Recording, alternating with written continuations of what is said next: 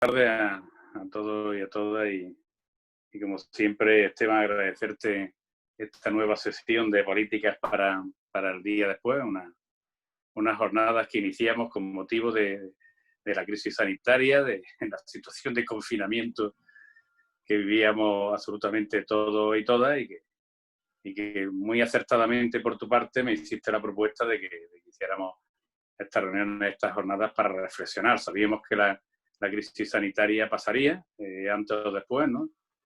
Y que el panorama que nos quedaba pues era un panorama que iba a exigir un esfuerzo importante en todos los sentidos de recuperación de la normalidad, ¿no? Ahora se supone que ya estamos en esta nueva normalidad, aquí en nuestra provincia con algún rebrote que nos asusta y sabiendo que no podemos perder la perspectiva de que o seguimos con un mínimo de cautela y de responsabilidad individual o colectiva o la vamos a liar. Yo espero que vamos a ser optimistas y que aguantemos el tirón, al menos hasta que haya un tratamiento eficaces, casi infalibles, para que no temamos por nuestra vida, o que haya una vacuna, ¿no? que nos quite el problema definitivamente, que no sabemos cuándo llegará. Sí, es verdad que para mí siempre es un motivo de alegría leer lo que leí ayer, ¿no? Un equipo ligado a la propia universidad también, de una empresa farmacéutica granadina, ¿no?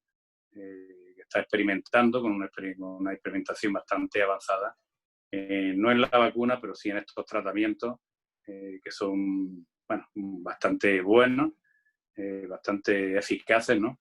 Contra el COVID-19, a ver si esto se cierra, se concreta, se finaliza y ya podemos respirar tranquilos, ¿no? Pero es verdad que aunque respiremos tranquilos, claro, el panorama que tenemos es complejo. A nadie se le escapa, bueno, la dimensión de lo que hemos vivido, la dimensión del gasto público que está suponiendo lo que hemos vivido y que va a suponer lo que hemos vivido. O sea, yo cuando hoy estaba negociando otra vez con el tema de los ERTE, son más de 3.000 millones de euros todos los meses de gasto público en los ERTE, imprescindibles por otra parte. Y si hablamos de la interrupción de la actividad de los trabajadores y trabajadoras autónomos, hay una ingente cantidad de dinero también en eso. Claro, tenemos que salvaguardar nuestro tejido emprendedor en el país, ¿no? En el país, por supuesto. O cómo se refuerzan políticas de protección de la gente, de erradicación de la pobreza, como el ingreso mínimo vital, que se ha acelerado su puesta en marcha debido también a esta situación. Y que al final supone, pues bueno, una ingente cantidad de recursos públicos, como digo, puestos al servicio de la protección de las personas, de no desmantelar nuestro tejido productivo y de que estemos en una posición, pues bueno, donde podamos avanzar lo más rápidamente posible en la recuperación de esa normalidad que es social y que tiene que ser económica también, ¿no? Nosotros, es verdad que desde el primer día yo le pedí a Esteban Romero que le diéramos a la jornada siempre un toque, una perspectiva provincial. O sea, que reflexionáramos de manera conjunta sobre lo que nos estaba pasando, las consecuencias posibles de lo que nos estaba pasando y cómo teníamos que reaccionar, las acciones que podíamos diseñar, la actividad, el trabajo que nos quedaba por delante para mejorar la situación que teníamos y resolver los problemas que teníamos. Pero siempre dándole un toque, una perspectiva, de alguna manera en las intervenciones de nuestra provincia, que no era muy válido para organizar nuestra propia trabajo colectivo. Hoy tenemos con nosotros a Teodoro Luque, bueno, que tiene una amplia experiencia académica, ya nos lo presentará Esteban ahora. Bueno, he descubierto, bueno, la vinculación que ha tenido en anteriores etapas con la propia Diputación Provincial de Granada, haciendo planes de desarrollo, tanto en el ámbito local como un ámbito más amplio, territorial, provincial, y en fin, es una persona que yo no hago, que sé que vamos a aprender bastante de ti esta tarde. Sé que vamos a aprender bastante y yo espero que cuando terminemos esta sesión seguramente podamos recobrar alguna actividad conjunta desde el punto de vista de mi representación institucional, ¿no? Como presidente como presidente de la Diputación Provincial de Granada. Gracias, Teodoro, por estar aquí con nosotros y compartir con nosotros esta tarde. Y gracias nuevamente, Esteban, por esta jornada. Es verdad que ya, como hablábamos esta tarde, ya el confinamiento se está terminando. Tenemos muchas ganas de salir. Y bueno, ya iremos viendo, si ya lo dirás tú más adelante, si continuamos estas sesiones o bueno, o lo dejamos para septiembre. Lo que sí te pido es que sigamos teniéndolas. Hay mucha gente muy inteligente en nuestro país, con muchísimas cosas que nos pueden aportar. Y como hemos aprendido en el confinamiento, estas tecnologías de las videoconferencias, que con relativa facilidad nos permite reunirnos a bastante gente y compartir el conocimiento, de estas personas y en fin, compartir también nuestras propias reflexiones, no vamos a dejarlo pasar. Yo soy convencido de la necesidad que tenemos de aprender unos de otros. Y por suerte, pues bueno, hay gente que sabe mucho de muchas cosas y seríamos muy torpes, sobre todo los que tenemos responsabilidades políticas e institucionales, ¿no? Seríamos muy torpes por nuestra parte no contar con la gente que sabe que está especializada y experta en muchas cosas a la hora de afrontar nuestras políticas públicas o políticas en general, con todo lo que supone la política, ¿no? La palabra política. Muchas gracias y muy buenas tardes a todos y a todas. Pepe, muchas gracias y muchas gracias, Teodoro. La verdad que me genera satisfacción poder hacer esta breve introducción, esta breve presentación tuya. Teodoro Luque es catedrático de comercialización e investigación de mercado en la Universidad de Granada. Cuentan con un sinfín de publicaciones en muy diversos ámbitos de investigación, desde cuestiones metodológicas hasta la aplicación del marketing en diversos ámbitos, como puede ser el político, el marketing enfocado al turismo, el marketing enfocado a universidades o el marketing de ciudades. Yo creo que algo muy interesante en su labor ha sido la vinculación de su investigación, de su interés de investigación, con todo lo que ha tenido que ver con la planificación estratégica que ha podido realizar en distintos ámbitos, ¿no? Teodoro, además, ha tenido yo creo que una incidencia especial en la preparación de planes y en el pensamiento estratégico tanto en la Universidad de Granada como en la ciudad y la provincia. En la época de José Moratalla, cuando Gregorio Jiménez estaba en el Consejo Económico y Social de la ciudad, Teodoro fue director del Plan Estratégico en 2002 y 2003. También de 2004 a 2008 fue vicerrector de Relaciones con la Empresa y Plan Estratégico, teniendo pues bajo su mandato todo lo que tiene que ver con temas de transferencia y el plan que se diseñó en la universidad y que estuvo vigente entre 2006 y 2010. En el año 2008 fue investigador principal del convenio entre la Universidad de Granada y Diputación sobre desarrollo de estudios y análisis territoriales, donde se ha hecho buena parte de esta planificación estratégica en municipios que se ha comentado. Fue también director del Campus de Excelencia Internacional en la Universidad de Granada con la etapa de Lodeiro, desde el año 2011 hasta 2016, y también ha realizado diversos estudios de impacto económico de la universidad desde el año 2009. También ha sido responsable de los estudios de egresados que se han hecho durante un buen número de años en nuestra universidad. Personalmente, Teodoro, agradecerte mucho que hayas aceptado estar con nosotros aquí, hacer esta transferencia, nunca mejor dicho, a los policy makers, ¿no? de la provincia. Es una satisfacción que contemos aquí con nuestro presidente de la Diputación y ojalá pues muchas propuestas de las que nos puedas plantear pues puedan también llevarse a cabo. Adelante. En primer lugar, creo que es necesario recurrir a una llave maestra que costando poco vale mucho y abre muchas puertas, como es la cortesía. Así que muchas gracias, señor presidente, muchas gracias, Esteban, por meterme en este embolado, a ver cómo salimos. y por, bueno, pues por esas iniciativas tuyas siempre tan creativas y que muestra esa actividad incansable. Bien, vamos a ver.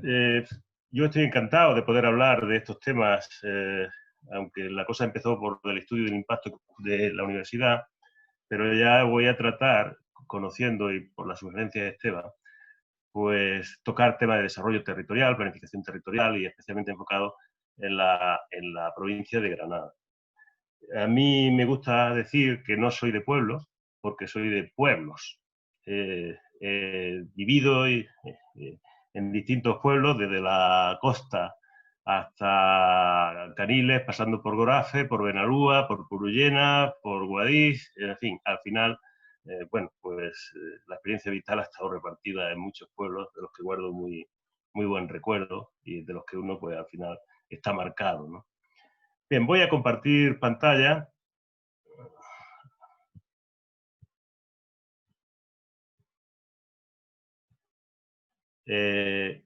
Esteban, creo que me debes dar permiso, vamos a ver porque el anfitrión... dónde están esos permisos, porque eso debe estar por defecto. Así que, a ver dónde lo encontramos. Un momento. A ver, no.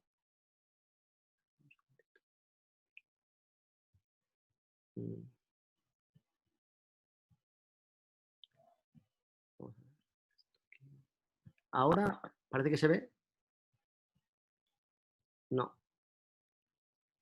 Espera, Teodoro. Sí, ya te vemos, me parece. Ya vemos tu pantalla. Perfecto. Estoy compartiendo pantalla. A ver, espérate, ¿ya lo ves? ¿No? Sí, lo Esta vemos. es la presentación que me ha hecho. Bueno, vemos una ¿Se pantalla ve del mi navegador. pantalla? Imagino. Vemos una pantalla del navegador que pone zoom. Ya, Ahora. pues tendría Perfecto. que estar... Ya se ¿Ahora? ve, sí. Vale. ¿Se sigue viendo? Sí, sí, perfecto. Sí, vale. Bueno, yo he preparado aquí con los ingredientes que habíamos, y tu sugerencia, ¿no? Había preparado aquí un menú, vamos a ver qué tal sale, haciendo una breve referencia al desarrollo territorial, un poco de teoría, nunca viene mal. Hablaremos de la Universidad de Granada en su entorno, del turismo, claro, y del impacto, ese trabajo que hicimos al principio, bueno, en mitad, diría yo, de la pandemia, junto con otro compañero del grupo de investigación. Y finalmente, pues hablaremos un poco de desarrollo territorial de la provincia. Bien, a ver, me gusta siempre hacer referencias. Se hizo lo que yo creo que es el primer análisis serio y riguroso de estrategia territorial para toda Europa, para toda la Unión Europea. Y ahí se identificaron una serie de tendencias y de perspectivas que se resumieron en estos 4 grandes bloques y que todavía a mí me parece que tiene bastante vigencia, ¿no? Ahí se estableció, se estaba planteando un plan europeo de ciudades, con formación de redes de ciudades, con la evolución de las ciudades, el crecimiento disperso, la segregación, etcétera. Había una serie de retos. Un segundo gran bloque era el cambio que estaba en el papel y en la función de los espacios rurales y la interconexión entre ciudad y el mundo rural, esa interdependencia entre espacios rurales y espacios urbanos, esa variedad de tendencias en los desarrollos rurales, los cambios en los cultivos, en la silvicultura, en fin, y las consecuencias que eso tenía, lo mismo que el uso del suelo. Un tercer gran bloque era el transporte y redes, todos los problemas de infraestructuras, de corredores, y no solo de infra. A mí me gusta subrayar el concepto de infoestructuras, todo lo que hacía o todo lo que tenía que ver con la innovación, el conocimiento, las tecnologías de la información y de la comunicación para tratar de vertebrar el territorio de la Unión Europea. Y finalmente un cuarto bloque que tenía que ver con la naturaleza y el patrimonio cultural, con la pérdida de biodiversidad en los espacios naturales, con los riesgos existentes para los recursos hídricos, con las amenazas crecientes en los paisajes urbanos, en el patrimonio, etc. Sobre estas tendencias, a grosso modo, y resumidas ahora de una manera muy rápida, porque tampoco nos podemos detener en esto, se plantearon una serie de objetivos y eso digamos, que irradió una corriente de reflexión y también de medidas políticas, de actuaciones, en el ámbito desde la decisión o desde la representación de Unión Europea hasta el ámbito más local, ¿no? Después, pues vino, superada esa etapa, los objetivos 2020, Europa 2020, el conseguir lograr un crecimiento inteligente, sostenible, integrador, que es conocido y que, bueno, estamos llegando al final de esa fase. Habría que ver hasta qué punto se consiguieron todos esos objetivos en los que aparecían tantas veces el 20, ¿no? Porque era el 2020 y había que reducir las emisiones un 20%, había que aumentar un 20% la cuota de renovables, etc. En ese marco también pues, se ha desplegado una gran cantidad de medidas en los ámbitos, en los distintos estados, comunidades autonómicas, regiones, etc. Al final, en todos estos procesos de objetivo del desarrollo sostenible, la Agenda 2030, como continuación de esto, ¿no? Al final, a mí me gusta mucho esta representación que se hizo cuando se estaba elaborando el RIS-3, porque este árbol en donde se ven desde las raíces hasta las ramas, las raíces es de dónde se basa, qué experiencia se tiene, qué antecedente hay, pues relacionados con el conocimiento para el desarrollo, con los programas marcos de la Unión Europea que han existido, con la teoría de los distritos industriales y de los sistemas locales de empleo en tantas zonas.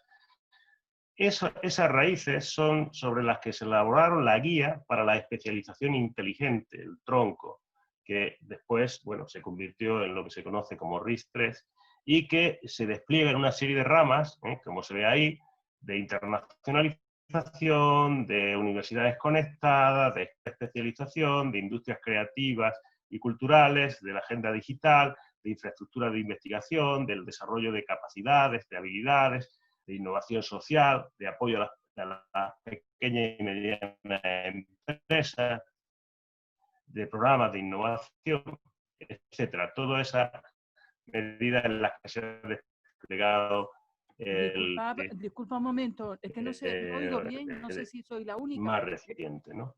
Bien, una de las ramas para conectar... Sí. Teodoro, Sí. ¿Se oye? Se pierde un poco, no sé, sí. Yo, quizás será la conexión, ¿no? Pero casi no me entero del discurso. No sé qué puedo hacer. Bueno, no sé qué puedo hacer porque... yo creo que sí podemos seguirlo, pero bueno, ya está, no te preocupes, era por comentarte. Vale, pues lo siento, no sé qué puedo hacer, porque yo sí te he oído perfectamente, Esteban. Sí, no te preocupes. Sigue, si perdemos alguna cosilla no pasa nada. Perfecto. Bien, vale. Como de todas maneras queda grabado, ¿no? Espero, pues. Bien, entonces, en esta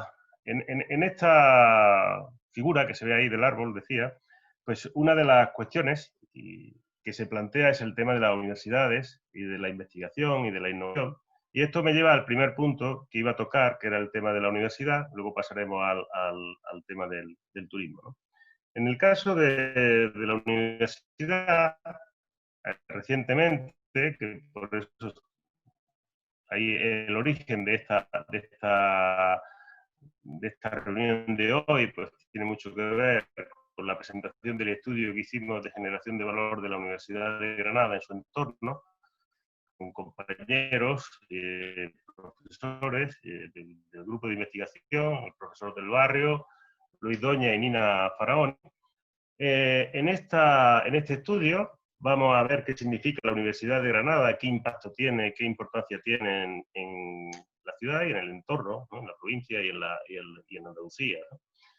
Aquí en este estudio, no voy a detenerme ahora en muchas cosas, simplemente iré a detalles que creo que son los que pueden interesar más. Lo que representa la Universidad de Granada en el ámbito español, en el sistema universitario español, pues ahí tenemos una serie de indicadores, según el número de estudiantes ya de grado, de máster, de doctorado, las plazas que se ofertan, los recursos que tiene, los gastos que tiene. Podemos ver, simplificando mucho, que el puesto que ocupa en el sistema universitario español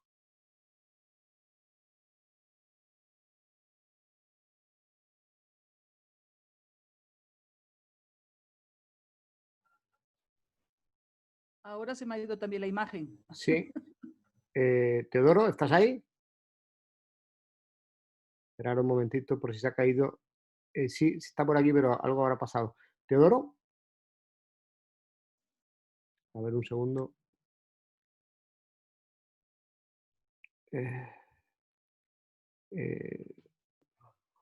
Un momentito. Yo creo que quizá el compartir pantalla estaba tomando demasiado recurso. Vamos a ver. Voy a llamarlo, esperar un segundito y lo resolvemos. A ver, ¿se me oye? Sí, ahora sí. Sí, Ahora no sé sí, qué ha ahora sí. pasado. Se había caído. No sé, quizá sí, a lo mejor el hecho de que esté de compartir pantalla es que consume demasiados recursos. Si quieres probar a lo mejor sin compartirla, como tú veas. Bueno, pero es que es importante que la veáis porque es mucho más rápido y mucho más, en fin, eficaz, creo yo, ¿no? Pero bueno, lo que puedo hacer también, no sé si a lo mejor no compartir y compartir cuando sea algo totalmente imprescindible. Podría ser una opción, ¿no? Teodoro, si me mandas la presentación, si quieres, por correo electrónico rápido, la puedo compartir yo, que así no tira de tu conexión, y tú hablas simplemente. Y me dices, pues, cambia pantalla y ya está, si quieres. Espera. ¿Vale? Un momento y te lo mando. Venga, y lo resolvemos así. Aquí es donde todavía se ven las diversas brechas que tenemos y en ocasiones tienen que ver simplemente con estar en una manzana o en otra, porque hay lugares donde el cable no llega. Yo ahora mismo estoy conectado con el 4G del teléfono móvil, que espero que Vodafone sea flexible por el tema del confinamiento, pero es complicado, ¿no? No sé cómo lo estaréis viviendo, pero realmente es difícil.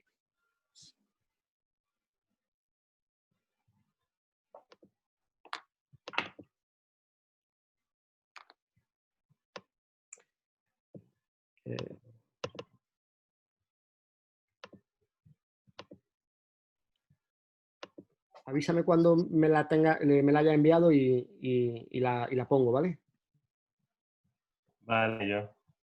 Vamos a ver, que tengo yo también que rescatarlo.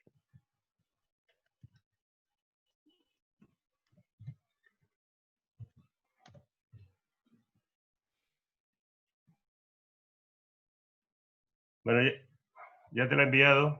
Vale, pues da un segundo que la rescate. Ahora, bueno, ahora, tú ve comentando mientras y te la pongo enseguida. es que, ¿sabes? Ocupa un poco si te envío intento enviártela por consigna, pero va a llevar también. Sí, va a tardar tiempo.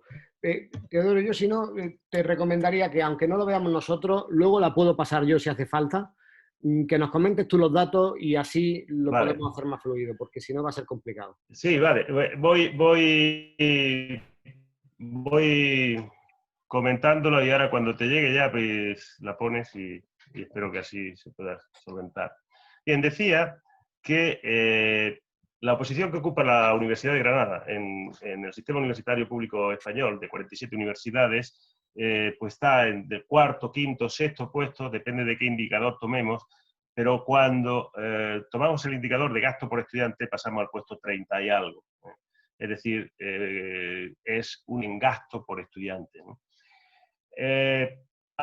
Sobre las universidades públicas, sobre el sistema de universidades públicas, la Universidad de Granada representa en torno al 4,5, un poco más, un poco menos, dependiendo del indicador que tomemos, estudiantes de grado o de máster o de doctorado.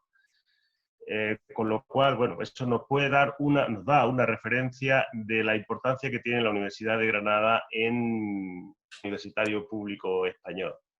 Si nos fijamos en la actividad investigadora, es decir, en el número de artículos, citas, también en la actividad de innovación, es decir, el número de spin-off que se crean, el número de proyectos del Plan Nacional o de programas marco, los ingresos que se tienen por contratos, por patentes, el número de patentes, el número de becas para formar personal investigador, o el número de contratos, el número de tesis defendidas, ahí la posición de la Universidad de Granada está también en torno a la sexta posición de las universidades españolas. En algún caso la primera, como es en el caso de beca FPU, o incluso la cuarta por el número de destinos creados. Es decir, es una universidad bueno, grande, una gran universidad y una universidad grande, las dos cosas. Esto es necesario resaltarlo porque es las que están por delante, las universidades que están por delante son la Autónoma de Madrid y Barcelona, la Complutense y la Universidad Autónoma y la Central de Barcelona, que son dos, la de la Complutense y la Autónoma de Madrid, y en algún caso la de Valencia. Es decir, universidades que están en ciudades mucho más grandes, con, por supuesto, un entorno económico, social, y una relevancia que no la tiene la ciudad de Granada, y también con una centralidad, una capitalidad política que tampoco es la Universidad de Granada.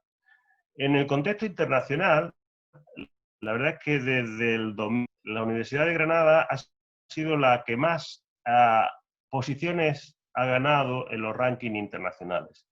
Esteban al Campus de Excelencia Internacional, eso fue un proyecto que lanzó el Ministerio en su momento y básicamente consistía en que las universidades lideraran estas iniciativas, pero a las que se agregaban centros de investigación, hospitales, empresas, ayuntamientos, en definitiva, entidades públicas, privadas, para tratar de mejorar su oferta, mejorar la interconexión y, por supuesto, pues que eso redundara en una mejor formación, una mejor investigación, una mejor transferencia, una mejor conexión con el territorio. El objetivo que se puso el Campus de Excelencia Internacional, de términos, aunque realmente había 4 grandes ejes, uno que tenía que ver con el ámbito bio, por razones obvias del PTS, otro con el ámbito TIC, por razones también, otro que no aparecían en ese acrónimo, pero que eran importantes, que era el sistema tierra, por un lado, y cultura y patrimonio, por otro.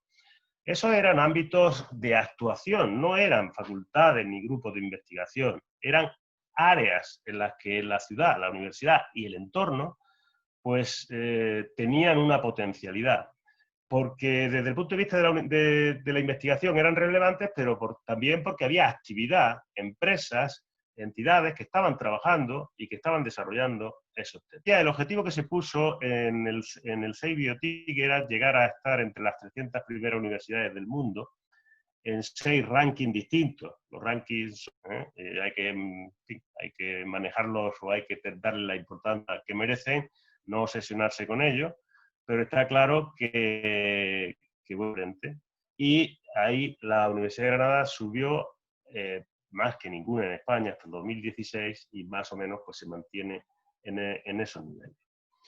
Bien, a la hora de medir el impacto de la universidad en su territorio hay pues una serie de factores, ¿no? Hay el impacto estrictamente económico, que básicamente se desarrolla, se ejecuta a través del presupuesto y de lo que gastan los estudiantes y de toda la actividad que hay en torno a la universidad. Está el impacto por la generación de capital humano, es decir, pues todo ese capital que se genera de conocimiento, de formación, que hace que una población titulada, y esto después hablaremos, pues significa una mayor capacidad de ingresos, renta, adaptación al empleo, menor tasa de paro, etc. Hay impacto, por supuesto, en la producción de I+D+I, producción científica en artículos, pero también en contratos, en proyectos, en emprendimiento, en equipamiento de investigación, en fin, en producción cultural, artística, técnica, en responsabilidad social y compromiso social, como es ahora, por ejemplo, con el caso del Objetivo de Desarrollo Sostenible. Todo eso son consecuencias, son efectos que tiene, que provoca, que la actividad de la universidad provoca efectos en todos estos ámbitos. Algunos son relativamente fáciles de captar, de cuantamente no es algo tan fácil. Podemos medir la formación de capital o de titulados, podemos medir las consecuencias que eso tiene en el empleo, por ejemplo, en la tasa de actividad, pero es más difícil medir, pues, por ejemplo, la calidad del empleo, ¿no? Es complicado. Podemos medir el impacto directo que tiene, el indirecto, el inducido, la actividad de la universidad, pero pues es más complicado, no es tan fácil de medir.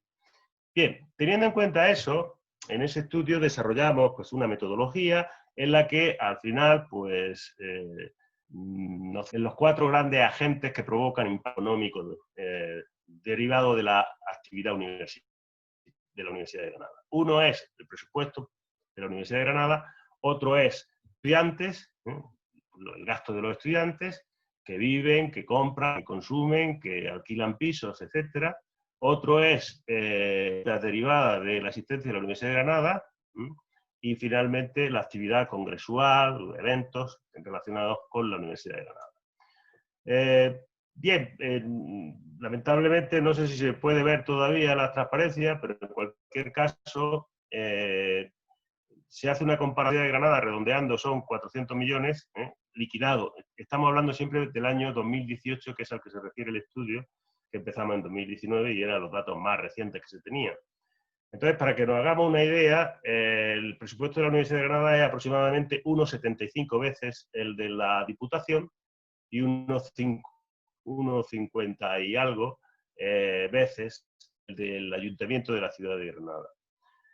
La estructura del presupuesto, lógicamente, es bastante distinta. El gasto de personal en la Universidad de Granada está en torno a casi el 70%, muy por encima de lo que supone el gasto de personal en la Diputación, el gasto de personal en la estructura del presupuesto de la Diputación. Tiene en gastos corrientes, bienes y servicios, un porcentaje. Este capítulo significa mucho más que lo que significa en la Universidad de Granada, ¿no?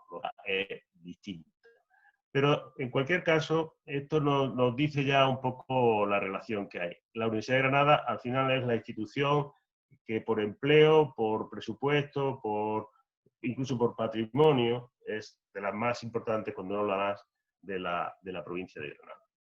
Bien, como centrando en el impacto de la Universidad de Granada en Granada y Andalucía, y es conocido que hay centros de la Universidad de Granada, el Ceuta y Melilla, hay que descontar esos Melilla porque se saldría de este estudio, ¿no? Bien, descontando esos centros y añadiéndole el presupuesto de entidades como la Fundación que tiene la Universidad de Granada o el Centro de Lengua Moderna, pues aproximadamente el presupuesto de gasto que se considera a efectos de impacto es de 396,5 millones por parte de la entidad Universidad de Granada. Luego está el gasto de los estudiantes. Aquí lo que hemos hecho ha sido una encuesta a todos los estudiantes de la Universidad de Granada, separando por si son de grado, de máster, de doctorado, si viven en casa de los padres o no, y si estudiarían o no estudiarían en el caso de que no existiera la Universidad de Granada. Esto es importante porque si alguien no estudia, no generaría un impacto, a efectos de considerar los impactos, pues es muy distinto si de manera estudiaría, aunque no existiera la Universidad de Granada, porque se iría a otro sitio, ¿de acuerdo? Bien, hicimos una encuesta a la que después de quitar cuestionarios que no estaban bien rellenados, nos quedamos con casi 4.000, puede ser un tamaño de muestral bastante grande, importante, ¿no?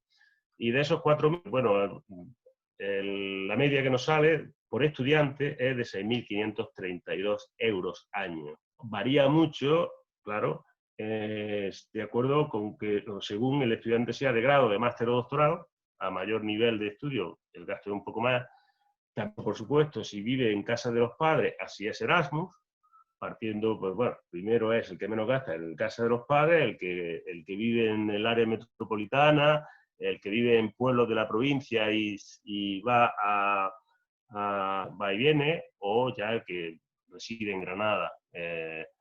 Puesto el estudiante Erasmus, que es el que más gasto tiene. Hay que decir que Granada, hay que recordar que Granada es la universidad que tiene más estudiantes Erasmus de Europa, tanto como receptora y también como emisora de este tipo de estudiantes. Teniendo en cuenta, pues,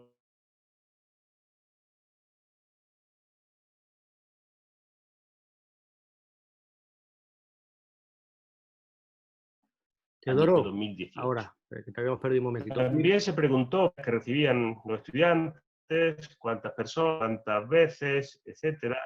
Sí.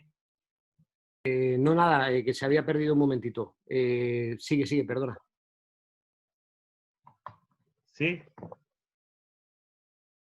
No te oigo, Esteban. Continúa, sin problema, perdona.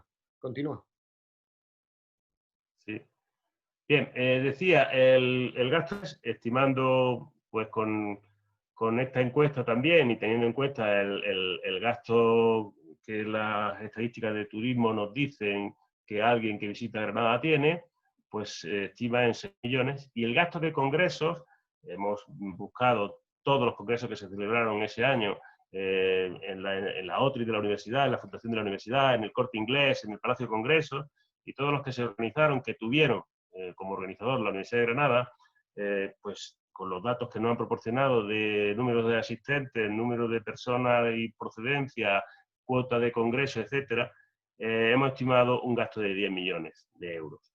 En total, sumando el presupuesto universidad, ya depurado, estudiante, visitante y congreso, eso hace 686 millones de euros, ¿de acuerdo? Esos 686 millones de euros, aplicando la metodología, que es una metodología, por otro lado, que es la que se aplica en todo este tipo de estudios, por ejemplo, el Instituto Valenciano de Investigaciones Económicas, que es el que más estudios de impacto de universidades ha hecho en España, pues es la misma, digamos que es homologable y comparable. Pues aplicando esta metodología, con la tabla Input-Output de Andalucía, esos 680 y tantos millones se convierten en 2.000, casi 2.200. Se multiplica por más de 3 veces en producción, ¿de acuerdo? En renta llega a los 1.036 millones, 1.037 redondeando, en renta, es decir, en valor añadido bruto, ¿de acuerdo? Y en empleo llega a los 25.500. ¿Esto qué significa? Esto significa, hablando en renta, porque aquí me gusta distinguir entre producción y renta, producción, en fin, si nosotros vamos a un restaurante y pedimos un plato y nos sirven y nos cobran 40 euros, eso sería producción. Pero la renta sería lo que gana el personal que está trabajando en ese restaurante, los intereses que tiene que pagar el dueño por los préstamos que tenga, es decir, la remuneración de los factores productivos, y tendríamos que descontar la materia prima de la que se compone ese plato. Por tanto, una cosa es producción, que podrían ser 40 euros, pero el valor añadido a lo mejor son 25, por decir una cantidad, que es la retribución de esos factores. Y es en el que nos centramos para ver qué importancia tiene eso respecto al Producto Interior Bruto. De ahí sale que la Universidad de Granada representa un 6,12 del Producto Interior Bruto de la provincia. Un 0,65 del Producto Interior Bruto de Andalucía. En el caso del empleo, ese 6,12 se convierte en un 7,72, es decir, hay un 7,77% del empleo de la provincia de Granada y un 0,86 del empleo de Andalucía. En empleo el porcentaje es mayor porque la universidad podemos decir que es más intensiva en ese factor trabajo. Esto es, sin lugar a dudas, podemos decir que es el impacto mayor que tiene una universidad en su provincia. Para tomar como referencia la que tenemos más próxima y comparable, porque metodológicamente ha utilizado la misma metodología, hay otras, pero no han utilizado metodologías que digamos que sean comparables, es la de la Universidad de Córdoba. La Universidad de Córdoba representa un 2 y pico % del PIB de Córdoba. ¿Qué ocurre? El PIB de Córdoba es un poco menor, bueno, es menor que el de Granada, pero la Universidad de Granada es como el triple de la de Córdoba. Por tanto, claro, si en Córdoba es un 2 y pico, en Granada un 6 y pico, siendo el triple, pues es bastante sí, digamos, razonable teniendo en cuenta la diferencia de tamaño que hay entre una universidad y la otra. Básicamente, ese impacto de la Universidad de Granada es sobre todo para el sector servicios. El sector servicios, pero al fin y al cabo, en el caso de la tira, digamos, necesita de la industria, de la construcción, de la agricultura, ganadería, de la energía, de los otros sectores, ¿no? Pero su mayor parte al sector servicios. Bien, por otro lado, la universidad en general y la Universidad de Granada en particular tiene otros beneficios, ¿no? No solamente estos impactos económicos directos, indirectos, inducidos, sino que hay otros beneficios sociales e individuales y no tan de mercado. Es decir, está demostrado, hay muchos estudios sobre esto, que de los relacionados con los beneficios de la educación superior, que a un mayor nivel de educación superior hay mayores salarios, mayores ingresos, mayor tasa de empleo, mayor empleabilidad, menor riesgo de desempleo, mayor capacidad de adaptarse a nuevas situaciones, y eso pone en marcha un círculo virtuoso en el que, claro, esa mayor capacidad, ese mayor salario, esa mayor actividad se convierte en mayores recursos que posibilitan un mejor reciclado, una mejor formación continua a lo largo de la vida, lo cual refuerza, pues de nuevo, esa mayor posibilidad de empleo, mayores salarios, etc. Pero también hay efectos fiscales, es decir, al tener mayor empleo se contribuye más vía impuestos sobre la renta o vía impuestos sobre el valor añadido. También, incluso en asuntos sociales, hay mayor propensión al voluntariado, a la tolerancia, en aspectos políticos, porque hay mayor participación en la sociedad, en la política, en la movilización social. En definitiva, pues hay unos beneficios de la educación superior bastante interesantes. En concreto, por centrarnos un poco en el capital humano, el capital humano hay dos vías de medirlo. Uno es el porcentaje de población que tiene un título, entonces pues podemos o número de años de formación que se tiene. Se supone que mayor número de años por término medio de cada ciudadano. Si en una provincia tienen 16 años de media de estudios y en otra tienen 11, pues en el primer caso hay más capital humano que en el segundo. Esa es una vía. La otra vía es analizar la diferencia de sueldo entre personas con distintos niveles de formación. Y eso nos da una medida en euros del diferencial, ¿no? Bien, aquí sería interesante, todo esto está comentado y animo a que lo consulten si les interesa, porque aquí se produce una bipolaridad muy curiosa. En Granada Capital está a la cabeza de capital humano en España. Es decir, el porcentaje de población de la ciudad de Granada, que tiene doctorado, que tiene máster, que tiene doctorado, es la primera ciudad de las ciudades que tienen más de 100.000 habitantes en España, de las 80 y algo ciudades que tienen más de 100.000 habitantes, es la en porcentaje de población con doctorado. La segunda en porcentaje que tiene licenciatura y la tercera en porcentaje que tiene máster. Es decir, está a la cabeza de capital humano. ¿Qué ocurre? Porque, claro, cuando miramos los indicadores de población en paro, y la tasa de paro, entonces la exposición sí que se baja mucho, mucho.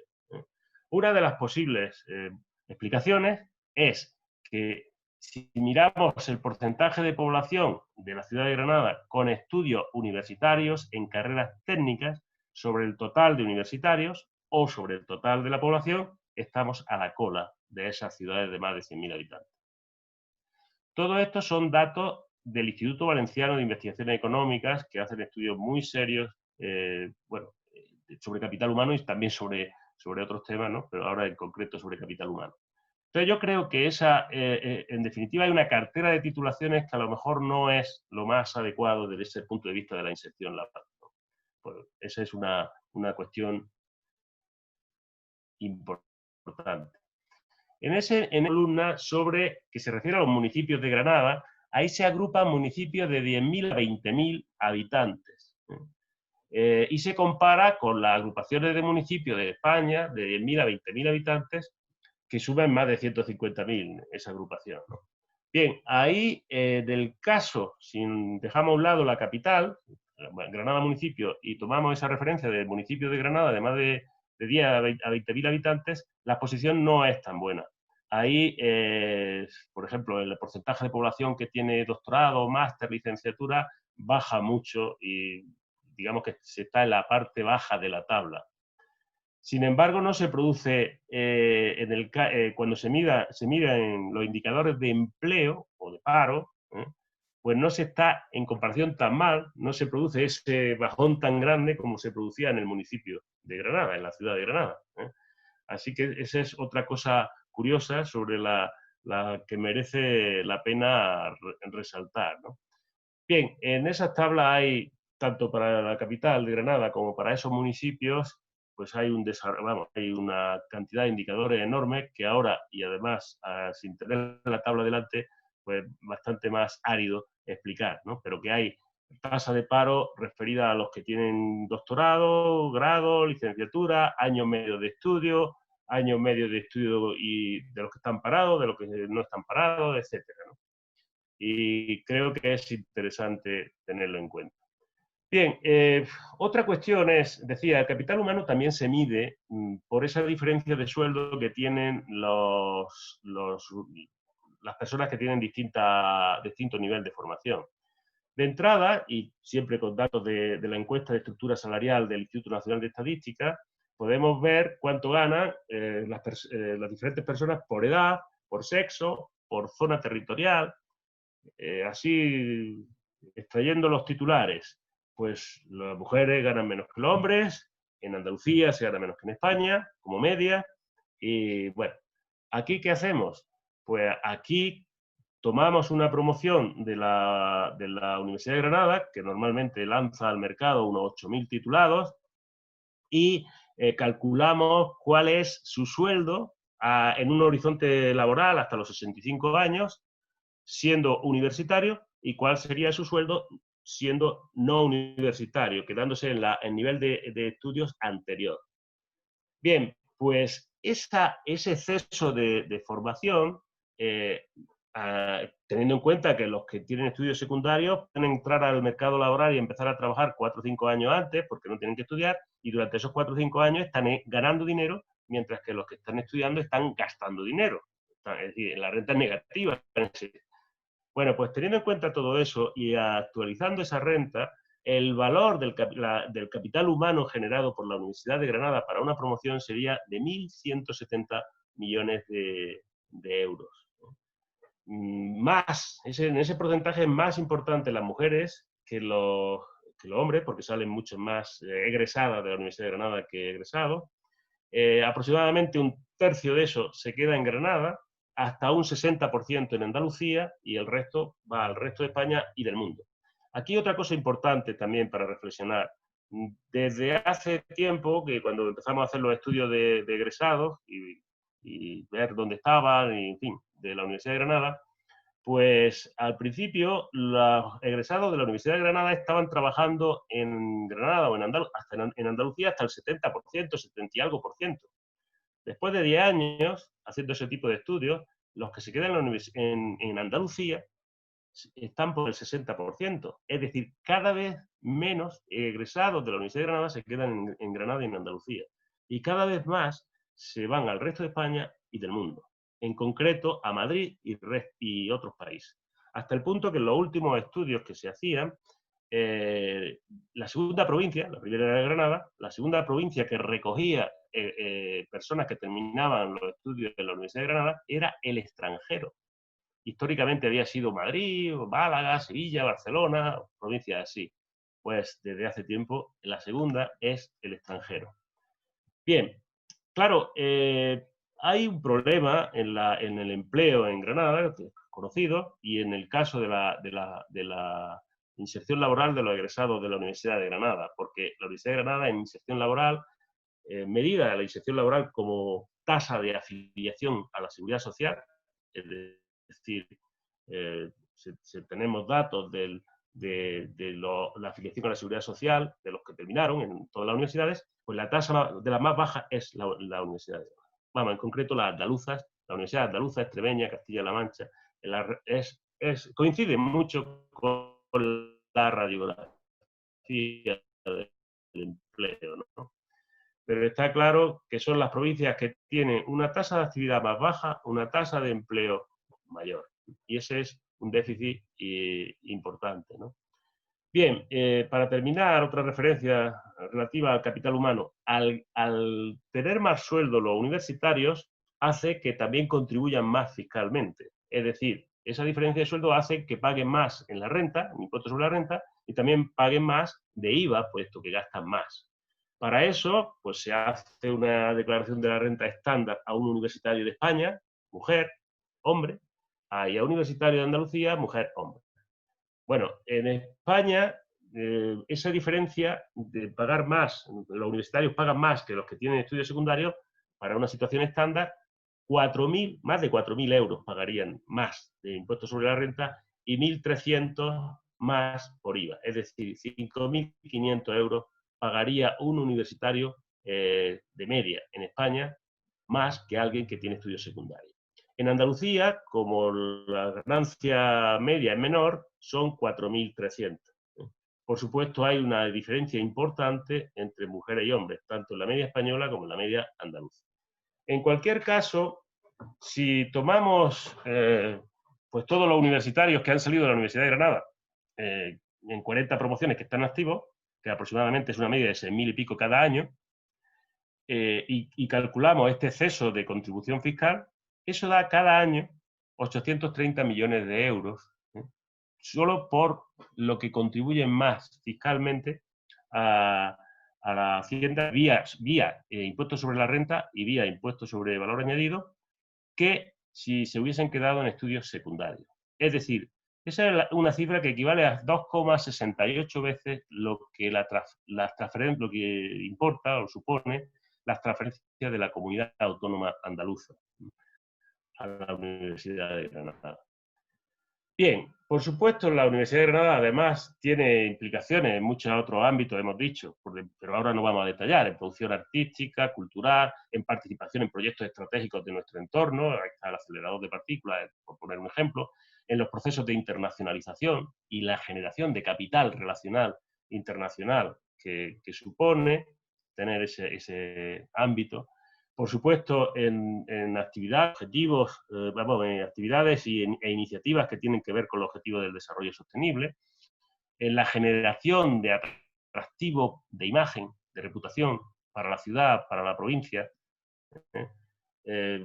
y esto tanto online como offline. La Universidad de Granada también lidera pues los indicadores habituales que se utilizan para medir la actividad en redes sociales, como Twitter, como Facebook, como Instagram y otros. La Universidad de Granada supone un 4,5% del sistema universitario público español, está entre las 300 primeras en los rankings internacionales, tiene un gran peso económico porque supone 1,75 veces el presupuesto de la Diputación y 1,51 el presupuesto del Ayuntamiento. Claramente hace a Granada una ciudad universitaria de las más típicamente universitarias, con un volumen de estudiantes que suponen un cuarto de la población del municipio, que gastan de media 6.532 euros, lo que hace que el total represente 217 millones de euros, 62 millones por visitante, por visitas y 10 millones por actividad congresual. Ese impacto económico es muy importante en producción. Cada euro de gasto público de la comunidad autónoma andaluza multiplica por 7 en lo que se pone la producción de la actividad relacionada con la existencia de la Universidad de Granada. Eso representa, respecto al total del sistema universitario español, en torno al 4,42 en producción, 4,2 en renta, 4,9, un poco más, somos más intensivos, 4,9% del empleo del sistema universitario español. Y además es la universidad que mayor impacto tiene en su provincia. Hemos dicho el 6,12% del PIB de Granada y el 7,77% del empleo de la provincia de Granada. Por supuesto, también hemos hablado del capital humano y de lo que representa, esos 1.170 millones de euros actualizados, las rentas que genera y de lo que se recauda por IRPF e IVA, 830 millones.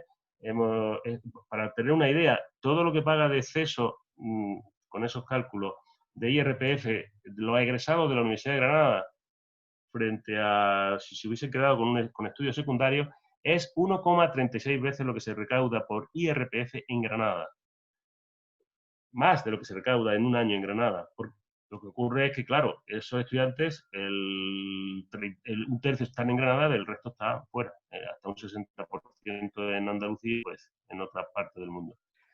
Teodoro, sí. Para que nos pueda quedar tiempo ahora para las preguntas, no sé si en la parte de turismo y las otras cuestiones que tenía, sí. le podemos dedicar unos 10 minutos más y así poder tener también las intervenciones y que puedas darnos alguna respuesta, ¿te parece? Vale.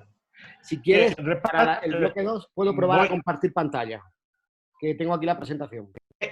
El bloque 3, turismo e impacto. A ver si... Te lo voy a compartir a ver si se viera. En el caso de que se vea con la pantalla compartida, quizá mientras hablas sería mejor que apagaras tu vídeo y así iría también mejor. A ver si se ve compartida ahora. ¿Veis la presentación? Ahora sí, Esteban. Perfecto, se ve, ¿no? Pues entonces, Teodoro, pues si quieres tú habla, yo la paso y a ver cómo sale la cosa. Muy bien, pues pasa. Vamos a pasar. Bueno, pues eso era respecto a Granada. Respecto al turismo, y tratando de ser muy rápido, a mí me gusta empezar con una reflexión que cuando empezamos a hacer el plan estratégico de la ciudad de Granada, ya se puso de relieve.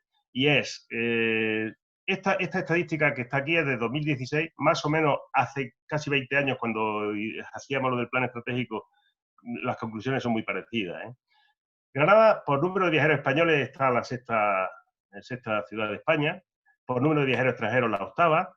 Si pasamos al siguiente, transparencia, conjuntamente español y extranjero está la quinta, ¿vale? Es decir, gente viene.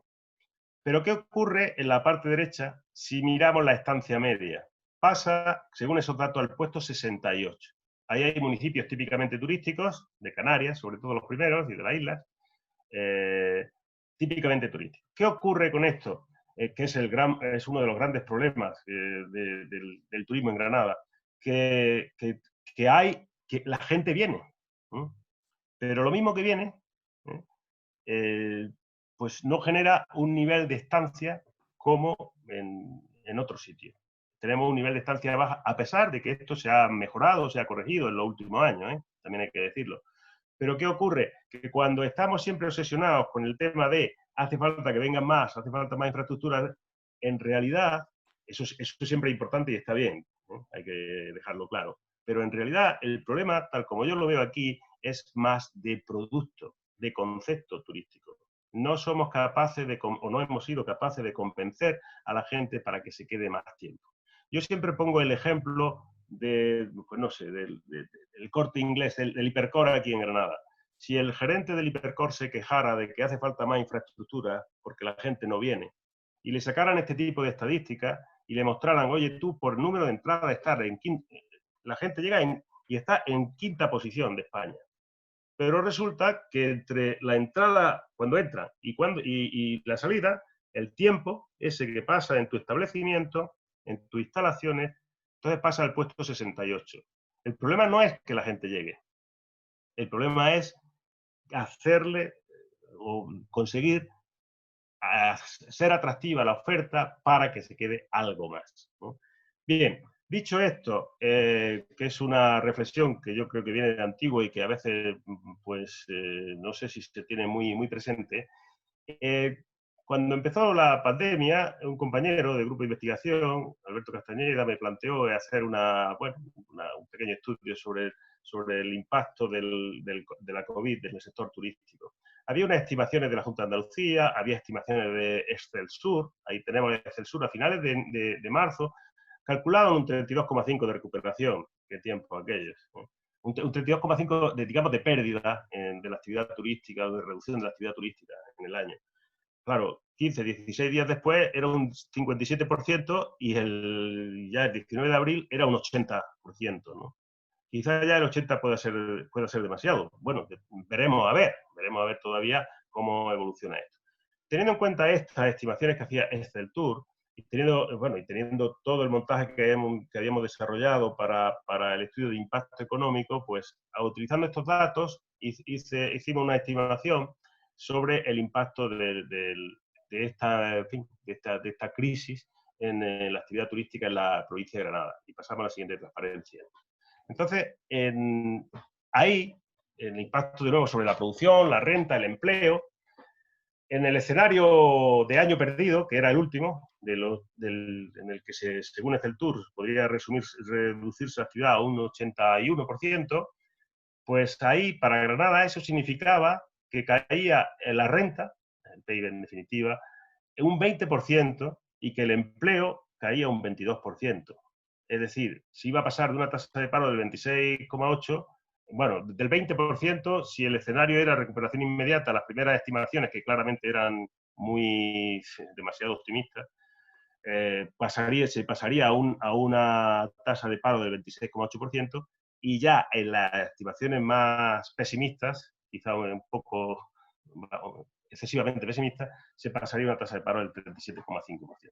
Esto, en realidad, esta crisis de la COVID, aparte del tema sanitario, lógicamente, es básicamente una crisis de turismo. Es decir, el sector o subsector que claramente más afectado, porque el agrícola pues puede verse en algunos casos, puede verse y se ve afectado, pero nada que ver con lo que pasa en el turismo. Lo mismo para la construcción, para la industria, incluso para otros servicios.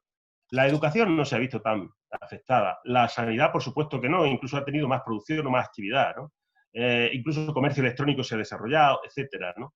Donde esta crisis, básicamente, desde el punto de vista económico, es una crisis de turismo, digamos, del ocio y del espectáculo. Esas son las claves fundamentales. Si pasamos, para ver qué ha pasado en otras crisis que puedan ser más o menos comparables, en este gráfico tenemos representado a la línea de la X, el horizontal, los meses. El mes 0 es cuando se declara una crisis. Ahí se ve la evolución de dos situaciones. Una, la crisis del SARS, también una crisis sanitaria, y otra, la crisis, digamos, global de 2008, la crisis financiera, que está en verde. Y vemos la evolución. La crisis en verde se produce un descenso en las visitas, en la actividad turística. Estos son datos de la Organización Mundial del Turismo. Se recupera en el segundo mes, tuvo una recaída y luego ya empezó a crecer de una manera más o menos persistente. En la crisis del SARS, y centrándonos en Asia-Pacífico, que fue la zona más afectada, vemos que hay claramente una V. O sea, se llega al punto 2 del eje de la X, que es el mínimo, y ahí empieza a remontar. Fue una crisis profunda en esta zona y que se recuperó relativamente rápido en forma de V, ¿no?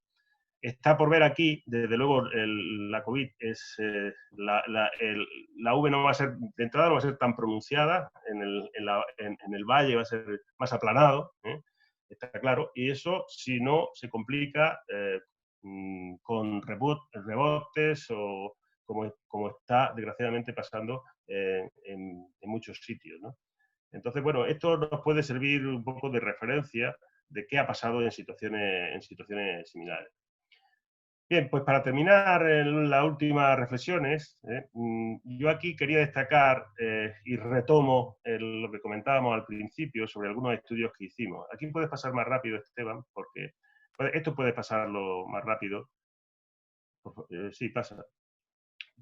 Al final, nosotros, lo que hicimos ahí, lo que he planteado, desde una perspectiva de marketing, si pones en la transparencia anterior, yo creo que cuando se habla de una planificación del territorio, lo primero y la base sería tener una buena inteligencia, un buen sistema de datos, del entorno directo, próximo, del macro, del micro, etc.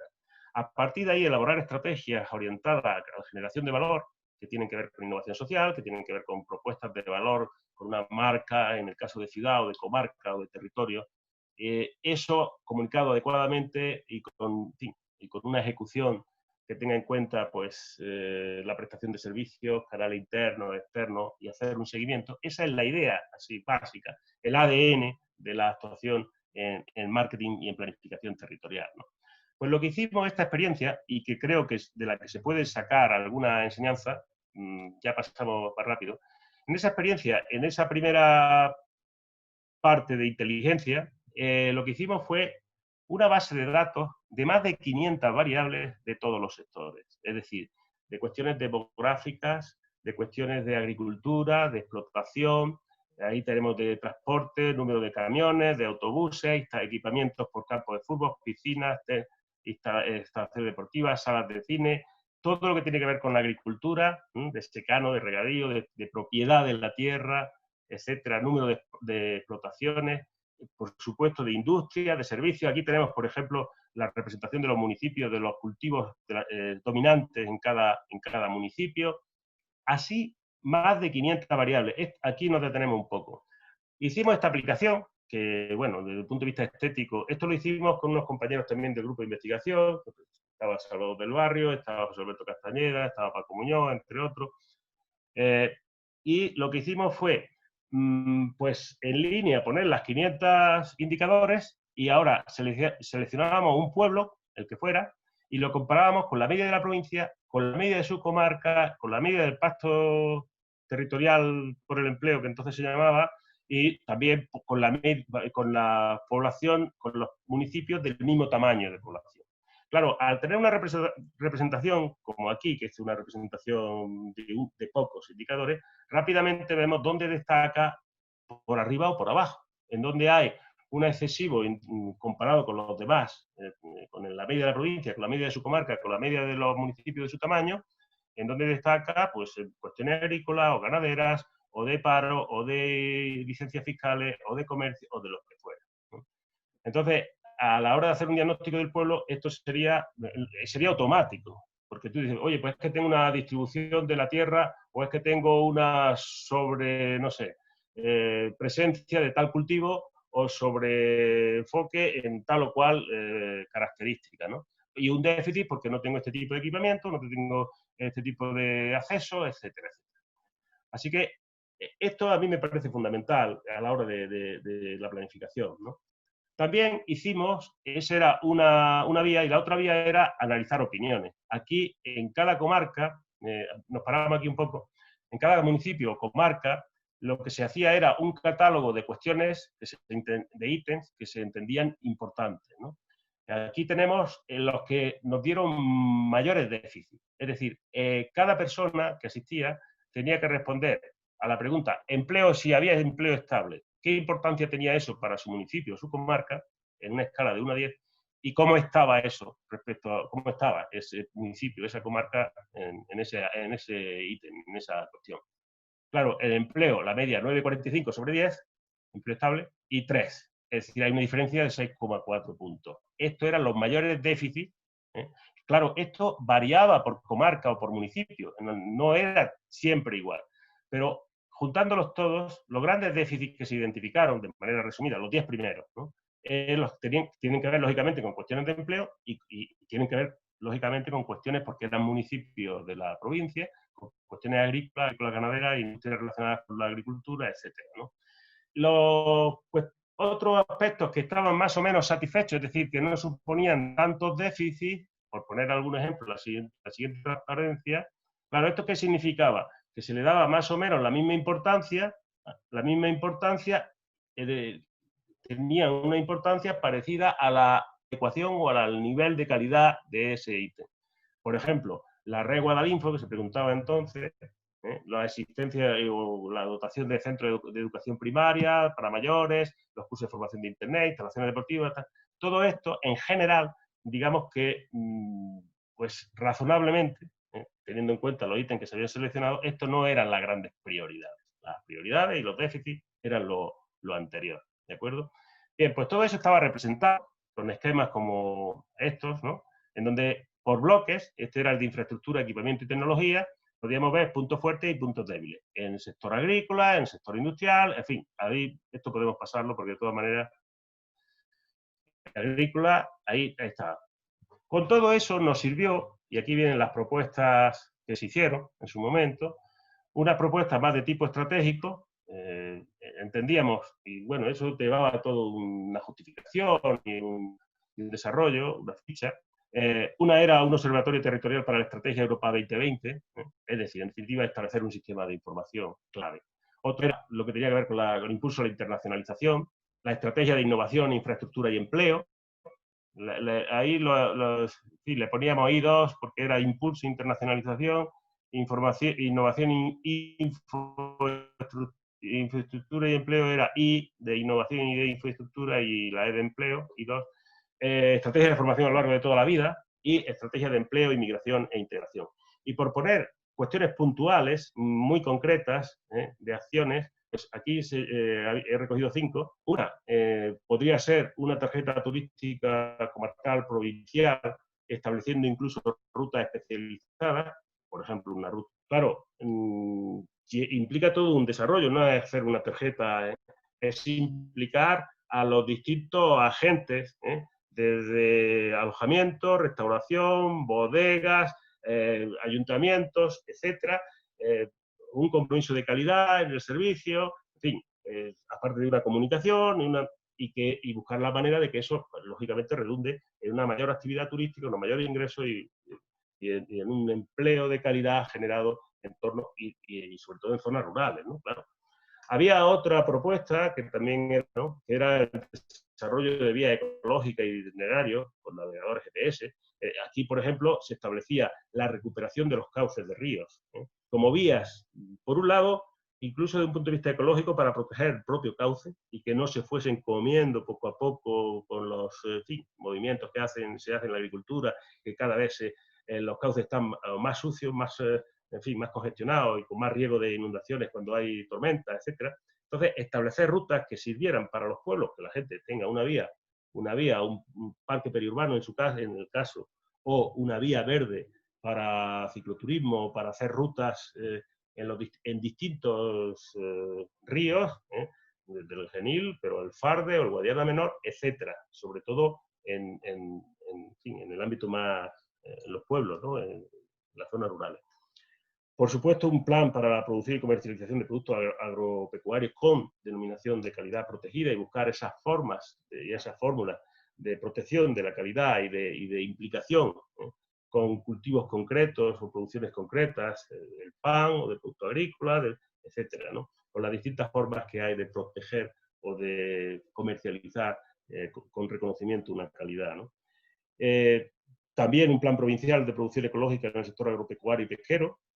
Y finalmente, una cuestión también que yo creo que sigue siendo muy necesaria, que es el impulso a la administración electrónica y al comercio electrónico, sobre todo en el mundo rural.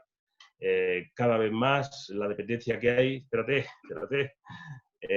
vez más la dependencia que hay, y esta crisis nos ha puesto, ha puesto todo esto mucho más de actualidad, pues en la formación de la gente, el dotar de infraestructuras, como hablábamos, el que la administración realmente electrónica la utilicen y se le facilite ese acceso, y el desarrollo del comercio electrónico, que puede ser una salida para muchas cooperativas, por ejemplo, y se ha puesto de manifiesto que en esta crisis, desde las bodegas hasta cooperativas de hortofrutícolas que te han empaquetado y te han atendido con bastante velocidad y desde luego avanzando muchísimo, que no se hubiera avanzado si no se hubiera avanzado tanto si no hubiera habido esta situación de pandemia, con seguridad.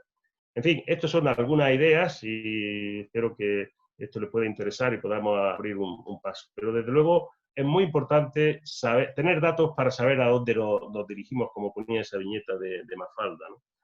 Porque muchas veces esa dirección no la tenemos clara y creo que los datos ayudarían muchísimo a concretar esos objetivos. Gracias por la atención y bueno, pues quedo a vuestra disposición. Muchas gracias, Teodoro. Te voy a invitar a compartir de nuevo cámara por si, bueno, para que se vea mejor.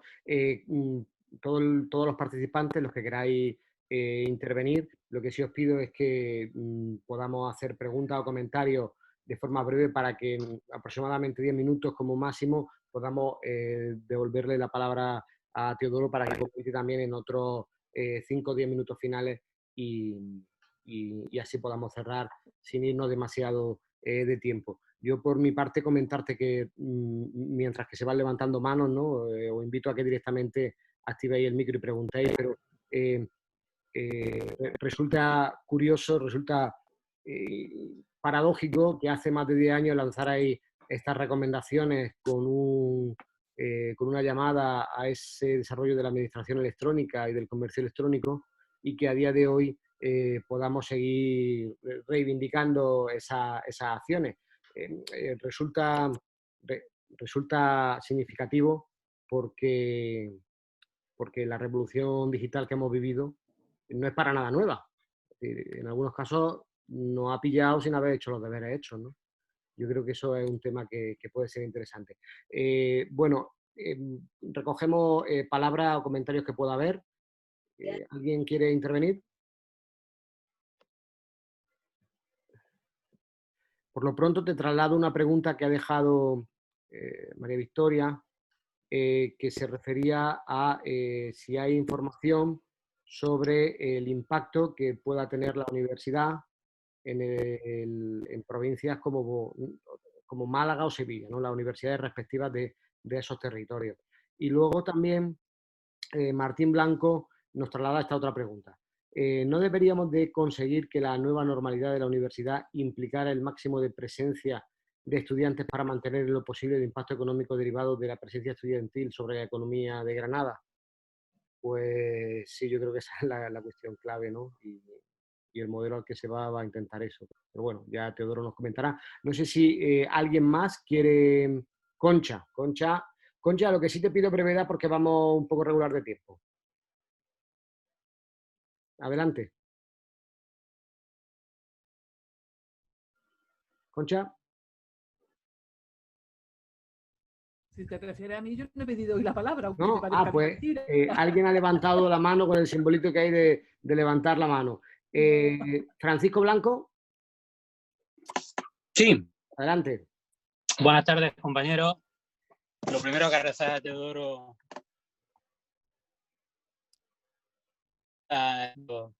bastante edificante y hemos aprendido muchísimo. Yo seguía de turismo desde hace 10 o 12 años. Mi familia está muy vinculada al sector turístico. Vamos, ya mi bisabuelo era guía en los años 30, o sea, con eso os lo digo todo. Es cierto lo que decía Teodoro acerca del turismo, pero yo creo que también ha habido una gran ventaja que al final se ha convertido en una maldición. Es decir, no ha habido necesidad. No había necesidad de un turismo de calidad o de trabajar activamente por un turismo porque prácticamente cualquier cosa que se ponía a la venta se vendía. Entonces se han creado sectores turísticos tremendamente lucrativos que no han necesitado, ¿cómo os lo explico? Que no han necesitado de un trabajo fuerte o de un esfuerzo excesivo. Y yo creo que esa es una asignatura que tenemos pendiente y la tenemos todavía. Y ahora con esto del coronavirus, pues bueno, yo siempre digo, aunque suena paradójico, supone también una oportunidad, porque gran parte de la crisis que tenemos es consecuencia de la anterior normalidad, con lo cual la nueva normalidad habrá que ir trabajando y el turismo, desde luego, siempre lo digo, es uno de los campos y una de las asignaturas pendientes de esta ciudad. Era mi aportación. De nuevo, muchísimas gracias por este tal. De acuerdo. Muy bien, pues. Gracias. Pues, Teodoro, si quieres, por si surge mientras otra pregunta, pero por lo pronto, pues te dejamos esto encima de la mesa. Vale, bueno, muchas gracias por el comentario. Efectivamente, a ver, España desde hace mucho tiempo, yo siempre cuando estaba en Indurain, ya lo decía, que era una gran... Él comparaba la garantía que suponía Indurain cuando ganaba los Tours seguidos a la garantía que suponía el turismo en aquella época, y sigue siendo así. Es decir, por ingresos turísticos, la balanza turística, ingresos menos gastos turísticos de España es increíble. Siempre fue a la cabeza, porque Francia puede tener más turistas, pero también tenía más gastos turísticos, más gastos en turismo. Entonces, digamos, el saldo de Francia era menor.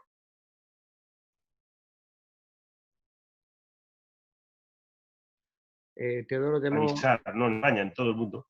Pero vaya, básicamente yo ahí creo que hay dos conceptos fundamentales. Uno es innovación y otro es seguridad en todo lo que se vaya a hacer ahora o se vaya a cambiar en la actividad turística.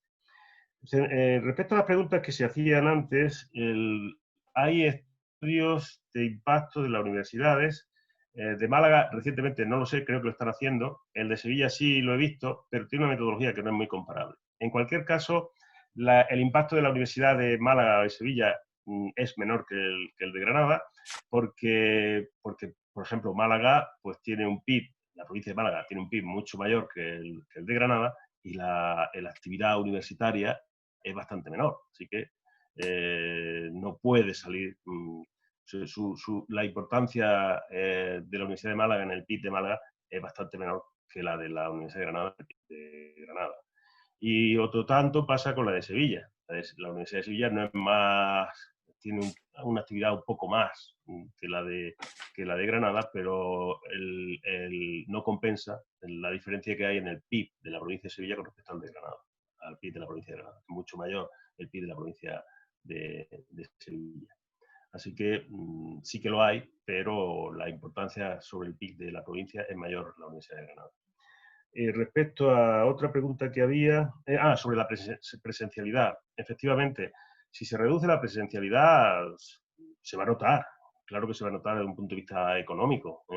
Si en lugar de haber los estudiantes, el volumen de estudiantes que hay, que residen todo el año y que por tanto gastan, utilizan medio de transporte, consumen, etcétera, alquilan pisos, compran productos y servicios, van a espectáculos, etcétera, pues si eso se reduce, lógicamente esa actividad se reduce.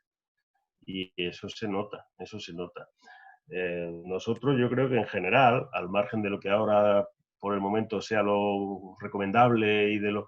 Yo creo que la ilusión de la comunidad universitaria es volver a una situación en la que la presencialidad pues sea parecida, sin perjuicio de que haya que introducir pues a lo mejor más, que de hecho en muchos campos, en muchas titulaciones hay una combinación entre, como claro, que es la que estamos en la Universidad de Granada, pues muy importante y además un complemento muy enriquecedor, ¿no? Entonces, ya se viene utilizando. Nuestro ideal, desde luego, yo creo que todo el mundo sería el volver y si se hace esa combinación con medios o con formas no tan presenciales, que sea voluntaria, que sea complementaria, pero no es lo deseable que fuese sustitutiva, ¿no?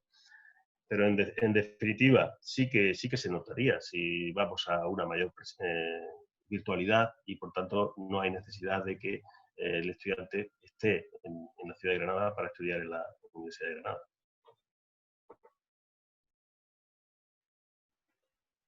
Teodoro, una última pregunta que traslada Olga y que yo creo que quizá bueno, hay que poner en contexto de que el trabajo que hicisteis con los datos de los municipios de la Diputación, pues hace ya, si no me equivoco, unos 15 años. ¿Se trasladaron esos datos a los municipios? ¿Hay forma de que puedan...? Sí. Digamos, cada municipio tuvo su informe detallado y porque además estuvimos haciendo allí esos cuestionarios con colaboración, por supuesto, del ayuntamiento y en donde se citaba a pues, estas líderes, entre comillas, que decíamos de los pueblos, ¿no? Desde el maestro al cura o al farmacéutico, pasando por los profesores de primaria, de secundaria y empresarios, etcétera. Entonces, eso se hizo en su momento, en unos cuantos municipios, y y los datos que he presentado así de rápida, pues salen de ahí. Entonces, básicamente, resumiendo mucho, había un análisis de datos, con datos objetivos de esas estadísticas, por cada una de las 500 variables, ahí están, pues, como decía, de cualquier sector, de cualquier actividad, de cualquier característica sociodemográfica, datos de estadísticas oficiales del Instituto Nacional de Estadística o de otras entidades solventes, de cajas de ahorro, de servicios de publicaciones de este tipo, que fuimos recuperando, recogiendo y al final elaboramos, construimos esa base de datos. Entonces era un informe basado en eso y luego basado en la opinión, para ver los déficits y los grandes déficits o los más urgentes en cada municipio. Y lógicamente había matices distintos, aunque en las cuestiones al final era casi un centenar de ítems o de características, también relacionadas con dotación, con cuestiones de agricultura, ganadería, industria, servicios, etcétera, servicios sociales, etcétera, pues eso permitía priorizar las cuestiones en cada municipio. Y sí que se elaboró, claro. Se elaboró el informe y sí que se presentó a los pueblos y a la Diputación. Pues, Teodoro, muchas gracias. Si te parece, ya para cerrar, pasamos la palabra de nuevo a Pepe Entrena y que despida la sesión. Muchas gracias, Teodoro. Muchas gracias. Muy bien, pues una tarde nuevamente muy interesante y que nos permite, bueno, sacar una serie de conclusiones, como ha dicho Teodoro, interesantes, ¿no? Cuando Teodoro nos dice que por cada euro que se invierte en la universidad se generan 7 euros de riqueza, llamémoslo así, en general, ¿no? Pues estoy recordando el recorte, también llamémoslo así, de 30 millones de euros que va a sufrir la financiación de la Universidad de Granada este año, sobre un recorte general en Andalucía de 230 millones de euros, que aunque bueno, esté previsto coger de los ahorros, al final lo que supone una pérdida de financiación importante que yo particularmente, pues bueno, no comprendo ni comparto, y más en el tiempo que estamos viviendo, donde se está demostrando que a través de la ciencia se le tienen que dar respuesta no solamente a las cuestiones sanitarias, sino al futuro en todos los ámbitos, ¿no? Y quiero señalarlo, ¿no? Lo negativo, evidentemente, que supone un recorte de financiación a la Universidad de Granada, con todo lo que supone la Universidad de Granada, que se queda uno un poco sorprendido, ¿no? de las cifras. Ya las conocíamos cuando lo presentaste a través de la prensa, ¿no? De esta cifra, un 7,7% del empleo en la provincia. O sea, que casi 8 granadinos o granadinas que están trabajando en nuestra provincia es por la actividad económica que genera la Universidad de Granada, ¿no? Y la incidencia en el PIB provincial. También, bueno, hemos compartido, ¿no? Y lo habéis compartido ahora, ¿no? La importancia que tiene para la economía de la ciudad y de la provincia la recuperación de la normalidad en el esquema tradicional del proceso de enseñanza-aprendizaje de nuestra universidad, o sea, que vuelvan los estudiantes. Hablaba Teodoro de verdad que es una crisis del sector turismo. La crisis COVID es fundamentalmente del turismo. Le añadiría con el efecto colateral sobre el comercio de la ciudad, ¿no? Y luego, verdad que desde una perspectiva, el otro sector muy damnificado, que tiene una incidencia pequeñita en el PIB y en el empleo, pero que es muy emblemático, que es el mundo de la cultura, ¿no? De las industrias culturales en general, que son los 3 elementos, como digo yo, que están sufriendo con mayor dureza la crisis sanitaria. Yo espero que cuando superemos esta crisis sanitaria, en base a lo que nos ha dicho Teodoro, de hacer estrategias de seguridad. El turismo necesita seguridad, la sensación de seguridad, que cuando uno viene, esto nos mata. Estos brotes, estos rebrotes aquí que tenemos, aunque estén localizados y demás, nos mata. A ver si tuviéramos los mínimos posibles, ¿no? Y que nos ayudara, pues bueno, a ir remontando este vuelo que nos gustaría, como en estos gráficos, que fuera lo más en V posible, y que yo espero que pueda ser así, ¿no? bueno, mantenemos el reto que has dicho, es verdad, ¿no? Y es muy significativo los datos que nos ha aportado, ¿no? Este dato de que somos la 5ª provincia en recepción de visitantes, número de visitas, pero la 68 en estancia media. Está claro que a nivel estratégico, ¿eh? ¿Cómo? El municipio de Granada. El municipio de Granada, ¿vale? El municipio de Granada. A nivel estratégico, evidentemente, ya vemos que la estrategia no es la obsesión de los visitantes, sino la obsesión de la innovación en turismo, que facilitemos una oferta que vaya en la línea. En esa línea íbamos de todas formas, ¿eh? Yo me voy ahora como presidente del Patronato Provincial de Turismo, me voy a los finales del año pasado, principios de este año, y como íbamos poquito a poco, bueno, subiendo, ¿no? Hasta al final subí una décima, otra décima, a base de décimas, pero que sí es verdad que tenemos que reforzar, y más en el tiempo que vivimos, una estrategia vinculada al aumento, no a la obsesión por el número de visitantes, que ya es muy significativo. Sí es verdad que nos podemos obsesionar en el número de visitantes en otros territorios, no en la ciudad de Granada. En otros territorios sí. Hay que incrementar el número de visitantes en este proyecto magnífico que se llama Geoparque de Granada, que allí, pues bueno, tiene capacidad de encontrar, de atraer mucha más gente, ¿no?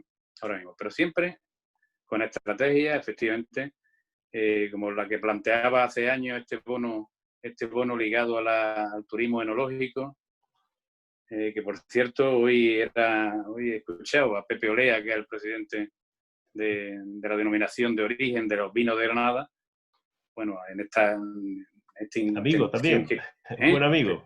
Efectivamente, y es verdad que la oferta la tenemos esas bodegas visitables, con una calidad buena, y tenemos una para hacer esa red, ¿no? Eso por un tema, por concretar productos turísticos nuevos o novedosos, que en otros sitios tienen una incidencia enorme, como en La Rioja, que aquí todo el turismo está ligado a esto, y que aquí puede ser un complemento más a las muchas cosas que tenemos en esta Granada 1001, que llamamos esta Granada 1001, la que ofrece 1001 experiencias, la que tiene una diversidad, de una diversidad tan grande, vamos, que nosotros hablamos de un continente en una provincia y es real. Ofrecemos de manera, en un territorio, en una provincia, lo que nadie puede ofrecer. O sea, la variedad que nadie puede ofrecer.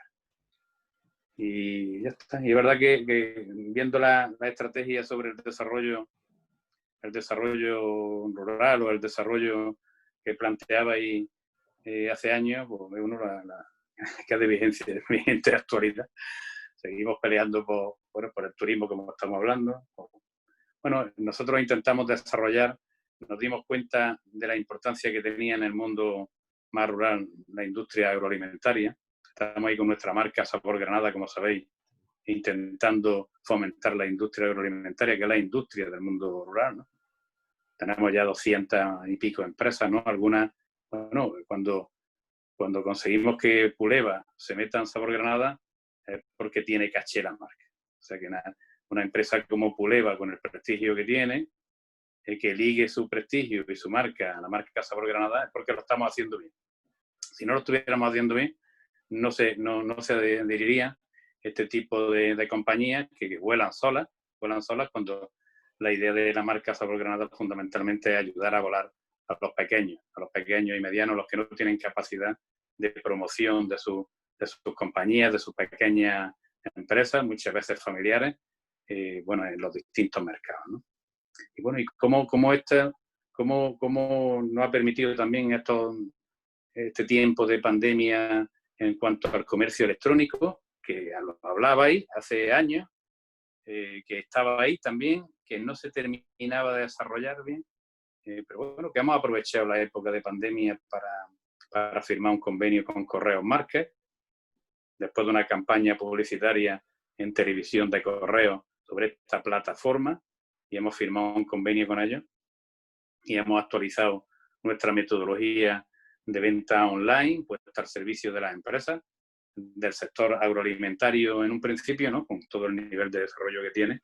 Y bueno, y vemos que por ahí es donde tiene que ir, evidentemente, el futuro, porque nos hemos dado cuenta cómo hemos comprado, qué hemos hecho.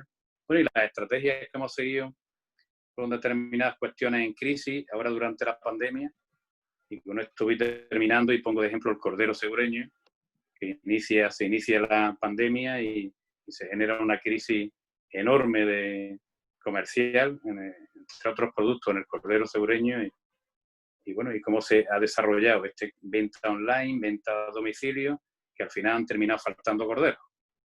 Y dependía de nosotros solos, o sea, de ellos mismos, de la ayuda que le hemos prestado de la Diputación con las campañas promocionales de los productos de cercanía, de proximidad, de temporada, que lo hemos ligado también al cordero lojeño y segureño, lo hemos ligado el espárrago verde, la níspora en el Valle del Río Verde, en fin, estos productos de temporada ligados a la agricultura y el efecto que han tenido tanto las campañas promocionales y la capacidad de venta online que hemos ido generando.